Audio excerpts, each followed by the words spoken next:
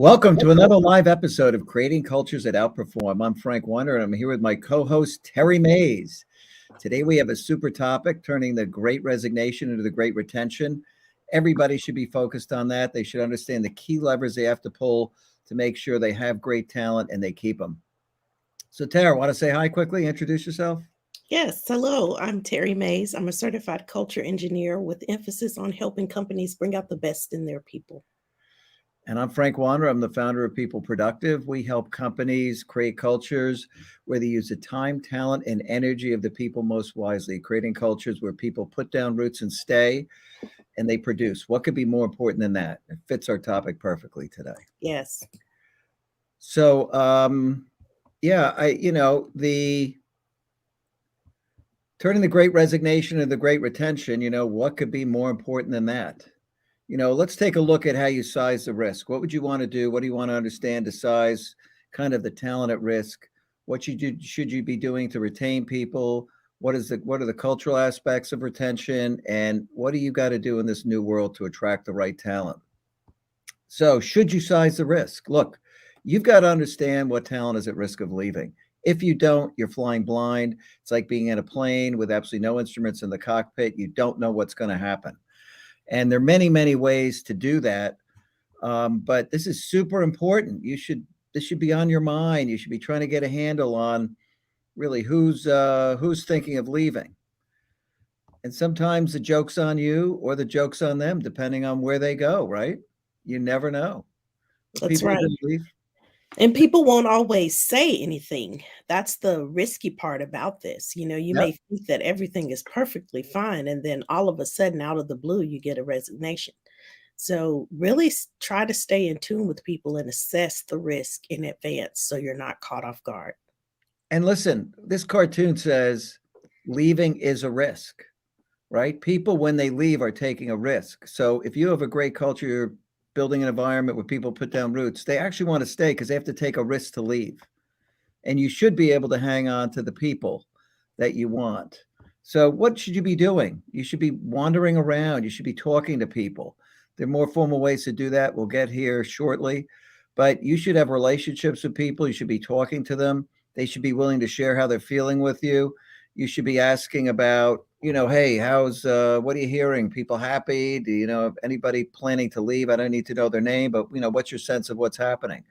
You have to size the risk. You've got to know what's going on in your culture and your organization. If you don't, you're not actually wandering around and talking to people.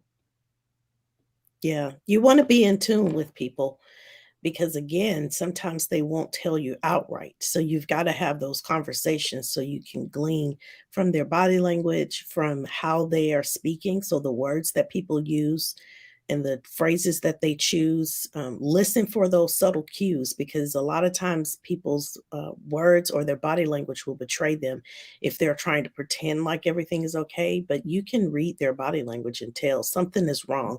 You can hear it in the tenor of their voice.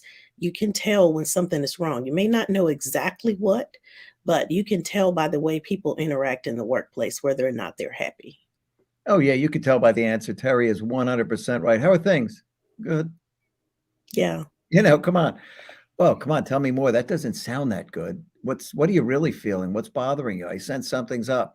They'll open up. I Yeah, want to know tell what you your care face about. you're happy. It's Yeah, usually that one that gets you all the time where the person is like, "Oh, I'm fine," but their face looks like they're not yeah. so fine. Those are the ones you wanna keep asking questions. Build the skills. People are an open book. Read the book. Assessment. You want to be able to go out. There are plenty of assessments. We do them. There are questions like, would you consider leaving in the next 2 years? Are you considering leaving in the next 2 years? And you'll get a percentage. Sometimes companies are shocked by how many people are on the fence, really seriously considering leaving. So there are lots of ways to gather data. You have to gather data. You should absolutely understand, who are those key people in the culture that you really have to hang on to, those single points of failure. You should know that. You should Yes. absolutely be on top of this. And if you don't have data and information about what's going on in your culture, you're making a huge mistake. Yeah, and those people that are the kind of key hubs, those people that are central to the organization's success aren't always people whose name is in a big box. So think about that. There could be people that are leading by influence, that are Mhm. just they're a member on the team, they're making their contribution, but their presence would be very much felt if they were gone. So pay attention to that. In studies they've done, managers didn't know in large organizations, 80% of those key hubs, those key people, those go-to people, they know some of them, but they don't know all of them. And depending how big the place is, a lot of them aren't known to the people in charge. Retaining these hypos, this is what we're talking about. You want to actually understand who are these high potential people in your organization. Key hubs are go-to people. You may want to reward them, keep them as one of these key hubs. But who are those high potentials? People that you're going to rely on, they're your bench, the people that are going to move up in the organization. You ought to build relationships with these people. You should know, they should know you. You should absolutely understand who they are, and you should be building relationships. One thing I learned running organizations, you could always directly hang on to people. There's no doubt. You can make sure they know that they're really important. You should be doing this for all the people, but if you don't know your hypos and you're not really making sure that at least they're staying, that's your first line. You've got to actually do that. It's very important. Yes, and you want people to not be burned out. So the flip side of these people that are kind of like key hubs, they're the key points of contact that people come to all the time. It's easy for them to get burned out because they end up working on a lot of different things, not just the things that they're assigned to. They tend to be very helpful people by nature, and so they'll reach out and help the new people coming on board. They'll help their coworkers that have been there for a while. So pay attention to make sure that people aren't getting too overloaded with being that key point of contact, because that can wear you out. And you don't want people to get burnout or Mhm. frustrated with, who else could be helping it, pitching in to help, who else could be training this person, who else could be adding to this person's knowledge base so that they don't have to always go to that key person, that key go-to person. Mhm. So absolutely know who these key people are in your organization. And you want to retain these people. Another one is the stay interview. Here's probably one of was certainly the best-selling book on talent retention, Love Them or Lose Them. This is a great book. They talk about the stay interview in there. Don't just interview people who are leaving. That was a classic. Let's do exit interviews. Let's find out what's going on. Get those people, talk to the key people, talk to everybody ultimately, make sure everybody knows they matter. People do count. And you can ask some really, really great questions. These were the top 11 questions based on research that the authors of this book, Beverly Kay and Sharon Jordan Evans, did after talking to lots of people. What one change in your current role would you make to consider staying in this job? If you had a magic wand, what would be the one thing you would change about this department, team, or organization? And this is about two-way feedback, right? This is about people, caring and knowing that they matter enough that their opinion counts, right? These Right. people want to have influence, no doubt about it. So you gotta Absolutely. listen. And you also want to make sure you're doing something with that feedback. There's nothing that frustrates people more is for you to ask for their opinion on how to improve something, and then you do nothing with that information. You make no changes. That is a surefire way to get people to stop engaging. They feel like their opinions don't matter, so they'll just Yeah. stop giving them. And stay interviews could do a lot of damage if you're one of these people going through the motions, but you're not going to do anything about it. This is worse than doing engagement assessments because most people expect nothing to happen. Quite honestly, that's been the history of the world. Engagement assessments go off every year, nothing really changes. It's kind of a joke. But when you actually interview people and ask them directly, that's that next level of intimacy, right? You're getting the feedback not through some survey, you're getting it face to face, and you've got to get back to them. You really want to act on it. You may very well tell them, look, I'm doing a lot of stay interviews with people. I'm going to get back to the organization and you with, what we've heard and what we've decided to do. Yes, absolutely. So this is super important and it is a key takeaway. You should be in touch with these folks, no doubt about it. Building the right culture. Culture is your soil. It is the what people put down roots in. Do you know what your culture is? Do you have a sense of what that culture is? Do you know how it works? Can you build a great culture? Do you know what creates an emotional experience? Do you know what hurdles people jump over every day that create frustration so that they're unhappy about their job? You got to have a handle on your culture and whether or not it's causing people to put down roots or causing them to flee your organization. That's You right. need to know. It is the soil. It is what everyone is being planted into, and the flowers that bloom or don't Yeah. bloom will Yeah. be because of the culture. If you find people that end up shutting down, they don't want to work there, they have a bad attitude or negative responses all the time, they're just doing the bare minimums. That is absolutely the result of the culture. Because if you think back to when you hired that person, if they had been like that in the interview, you never would have hired them. So there's something that happens between that interview process and actually beginning to work in the organization and getting a good sense of the culture and how they're being treated. It will absolutely turn off the equipment. Frank uses this analogy all the Mhm. time about the human infrastructure, but a bad culture will absolutely turn off the equipment. It will turn Oh, the yeah. power off on people, and they will not bring their best self to work. They will just do whatever they need to do to get by, to pass the moment. Are not so concerned about accuracy. They're just thinking in survival mode. And you don't want people in your organization that feel like they have to survive. You want them to thrive. And the way you do that is by building a healthy culture. Yeah, without a doubt, once, people disconnect, you have a culture where the human infrastructure shuts down, somebody's been in a toxic environment, the limbic system goes off, the mind focuses on the threat, once they've unplugged from your environment, they're gonna look to get plugged back in, and it isn't gonna be there, Mhm. right? So, you've got a very, very serious problem. At People Productive, we've mapped everything to Maslow's hierarchy, and we look at all the human needs and how they map out to this hierarchy. And at the end of the day, this matters. You do not want people on levels 1 and 2 because they're absolutely leaving. When you run the survey and 30% of the people say, I'm considering leaving in the next 2 years, they're down at this low level or they're at the beginning of level 3, which there is no sense of belonging. There are glimmers of it. People move through these levels. You want them to really be up at level 4. You want them to have influence. They're achieving things. They're being recognized. They really feel that they're part of the organization. It's not shoot the messenger. They're in a place where people care about people. Caring is the gateway to that third level.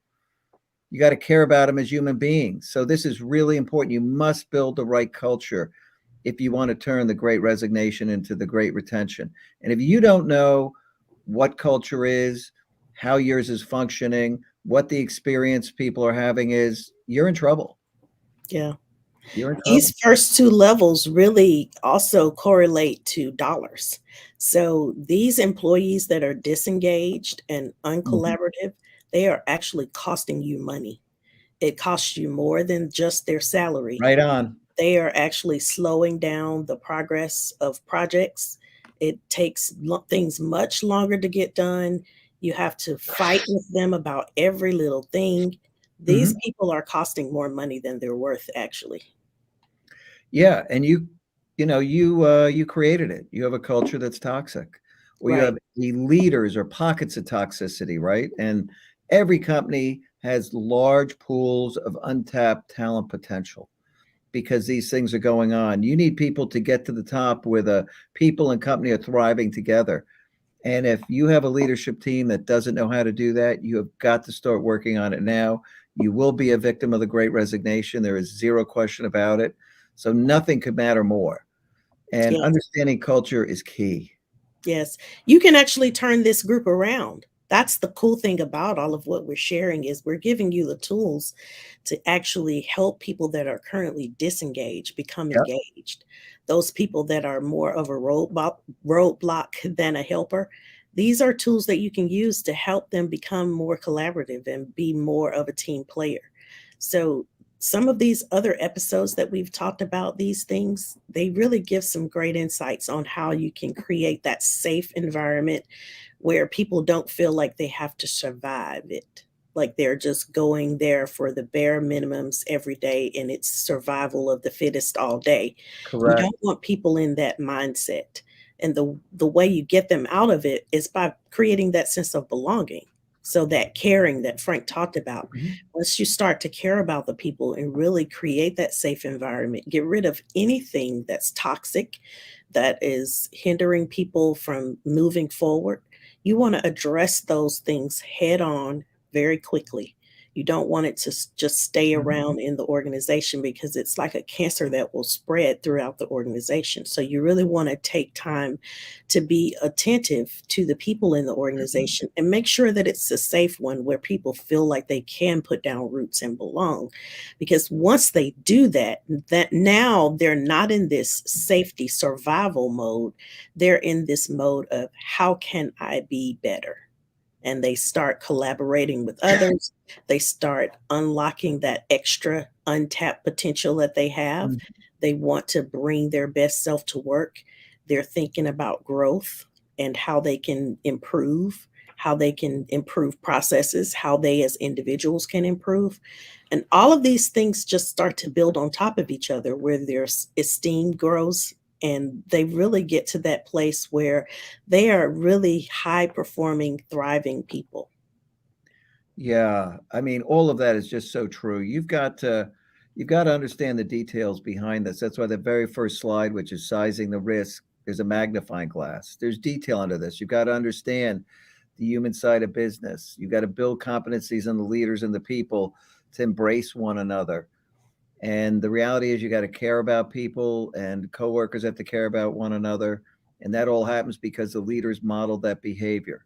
And then you move up and those relationships form. And as those relationships form, work starts to speed up because they have healthier interactions. They're more candid with one another. Eventually, they start sharing ideas. Achievement starts to emerge. Innovation takes place. You're up in level 4. People are having fun. They're goofing around. That's how this works. And that's when people stay.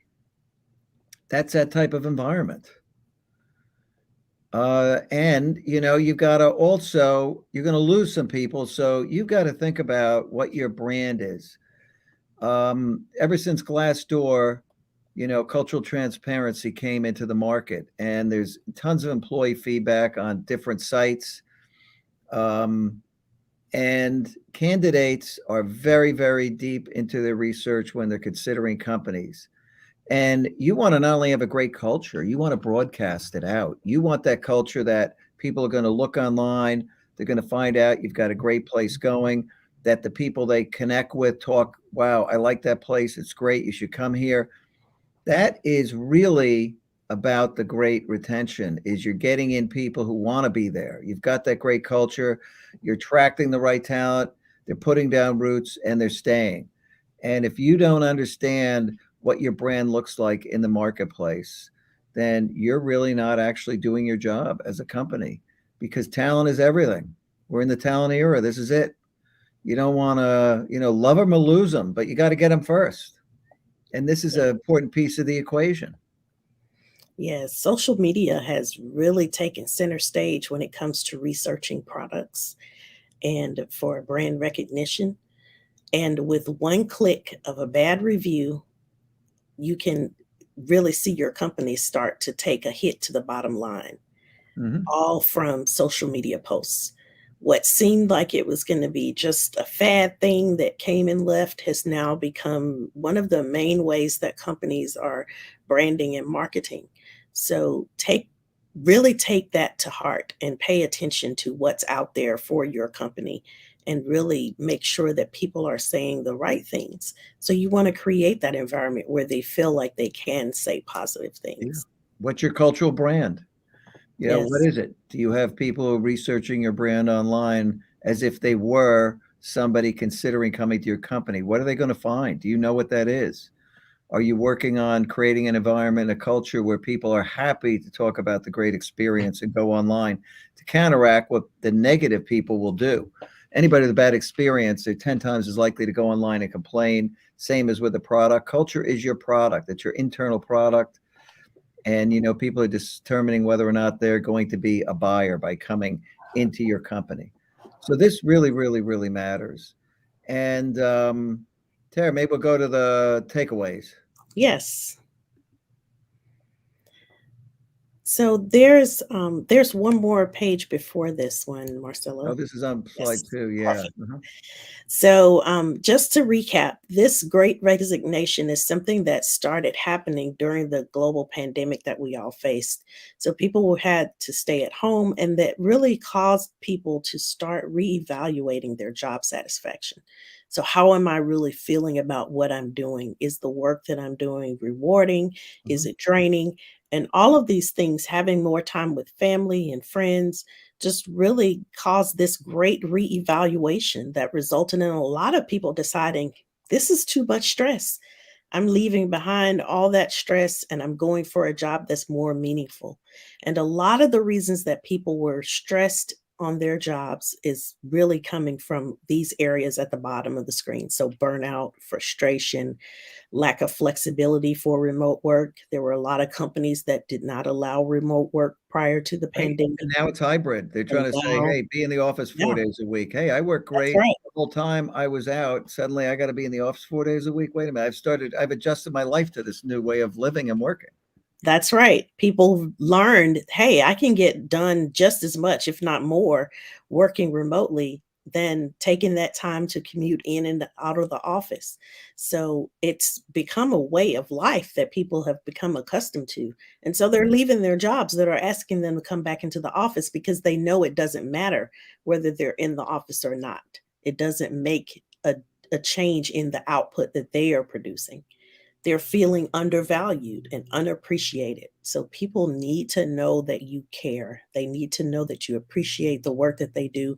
The contributions that they are making to the team are really making a difference, and people need Mhm, to know that. They are looking for that work life balance. So, this is one that's been around for a long time, but people have found a good sense of work life balance by having to work remote. Being in a work from home situation really does help you balance out your work and your life. And you don't want people to feel like they have to choose, because if they have to choose, they're going to choose, most people will choose their life. mhm. There are people that will choose work over life, but you don't wanna be in that situation where you have somebody that chooses their life and they choose to just walk away from the job because you won't be flexible as a leader. You wanna be flexible. You wanna keep people out of that place where they feel like they're exhausted, where they don't have any growth opportunities. All of these things are really important reasons why people will stay at a company or leave a company. And So if you look at these statistics, 73% of workers want remote work to stay. That's just become the oh, way yeah, of being, and the leaders are the opposite. They want them back in the office, right? which is interesting. It is very interesting. And this data just it's out there on the on the website. I'll make sure we get a link out there for it. But this is just public knowledge that people, and you've seen it all in your organizations. You've seen where you were able to get things done remotely, and now you're being asked to go back for no good reason other than we just want everybody in the office. People are feeling that burnout. They really are just ready to quit. Mhm. They So, are. And next this is really great because, the bottom gives you a set of things and it varies by person. Could be 2 of them, maybe 1. That's why you gotta get to know people. You gotta find out what their issues are, which is why these stay interviews are so important. We used to call it manage by wandering around, stop, talk to people, try to get the actual sense of what's on their mind, but formalizing it's a good idea, right? Because then you got a clear purpose, you can work the organization, understand what's happening. So this really yeah, matters. yes, absolutely. So, what are some of the key takeaways? This quote, I love it. Talent is not resigning from the workplace itself.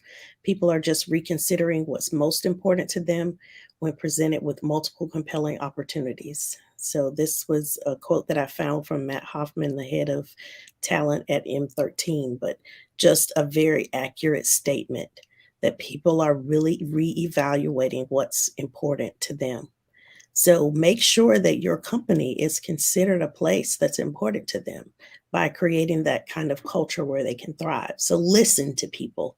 First and foremost, listening, caring. These are going to be keys to making your company one of those places where people thrive.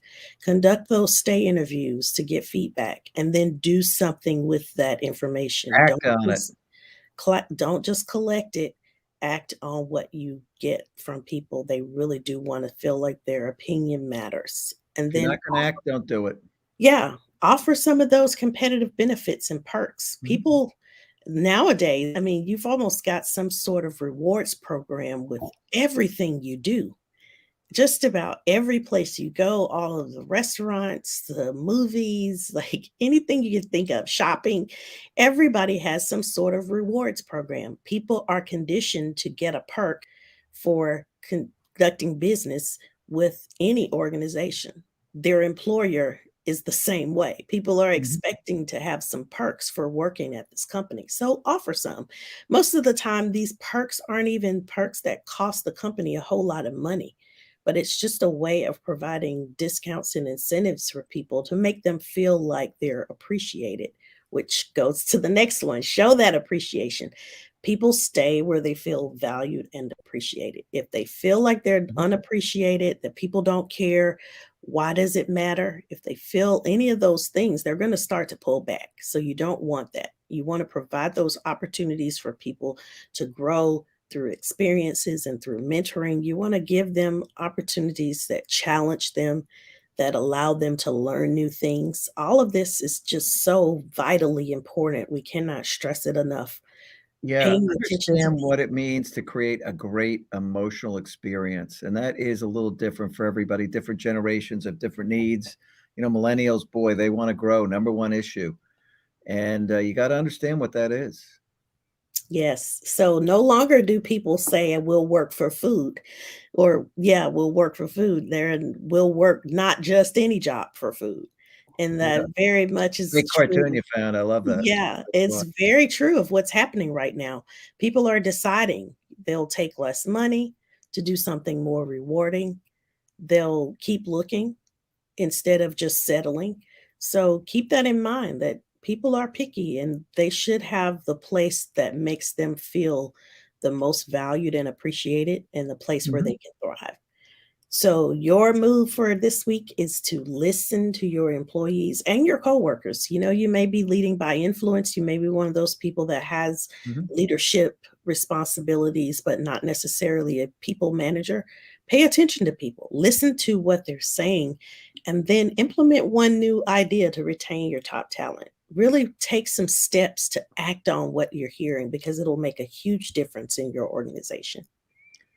Yeah, act on it, don't just say, "Hey, interesting show." You gotta go really do something, dig into it.